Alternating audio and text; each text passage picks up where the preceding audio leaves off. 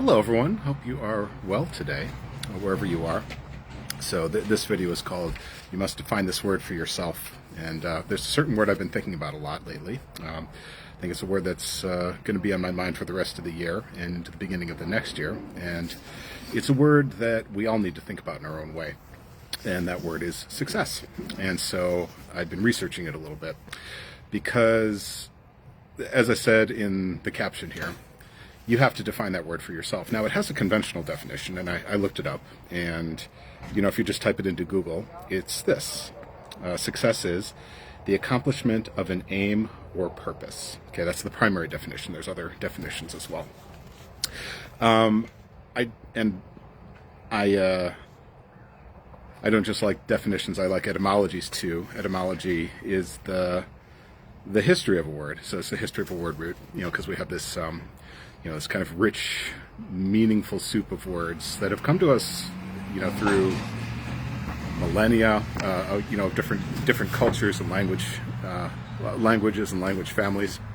And, so English has, just thousands, maybe even more than that, of roots. And so the etymology of success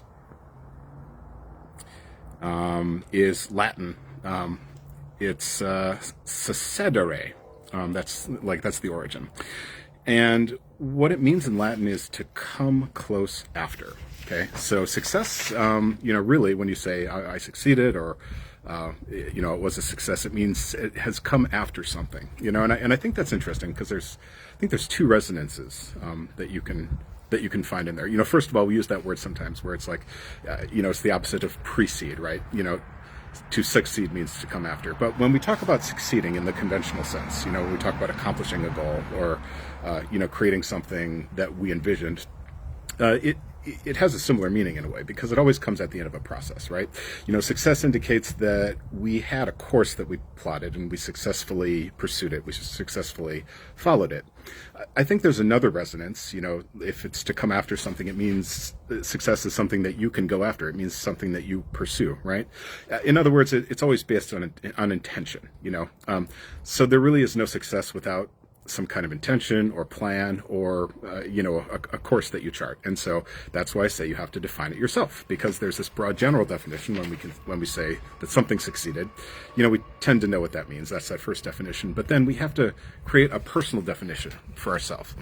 And it's not just a personal definition, it's a definition for all the groups that we're involved in. And we're all involved in this extensive and intensive and very deeply embedded set of social networks. So when I think about success and when I help clients think about success, I try to touch on as many of those as possible, as many of those as they can think of. And I have this part of my leadership framework that I call the 5 spheres of leadership influence. And they are the self, the family, the team, the community, and then the species, because I think we have species level aspirations and frustrations, and those come out in themes like politics and religion and economics. And so, we're sort of awash in this sea of social networks, and we have visions for all of them. And so our personal definition of success must take all of those into account in order to find peace and prosperity. So what's your definition of success? That's my question as we get into the end of the year here. Because November is quickly going by. We're a week into it already. And, December is right around the corner. We have these holidays, that are coming up, that are going to be so time intensive. And then the new year will be here before you know it, and then 2025. So what's your plan for 2025? And can you start creating it now? And that's what I'd like to help you do. So, next week, I'm going to be unveiling details about an exclusive mentorship opportunity with me. It's called Your Next Steps to Success, because everyone has success that they envision and that they desire. And what are the next steps to yours? So it's not just pursuing them, it's defining them first. And so it's going to start at the end of November and go through December and then into January. And it'll be a contemplative, reflective, and intimate community space that will be invigorating and inspiring to help you contemplate success for yourself and for all the networks that you find yourself in, and figure out what are those next steps. and then to walk them with confidence and clarity. So that's your next steps to success, YNS2S. So watch for details about that to hit next week, Tuesday. That's the plan. And there's an early bird registration discount that expires next Friday. So be prepared to take action on that if it feels like a good fit for you, if it's what your intuition is pushing you toward. And it's limited to just 4 people, so space is very limited. It's a very exclusive opportunity, but I'm really excited about it. I know the community is going to be superb and visionary and highly nurturing and highly intuitive, so I'm really looking forward to leading it. So that's what I wanted to say today. How do you define success?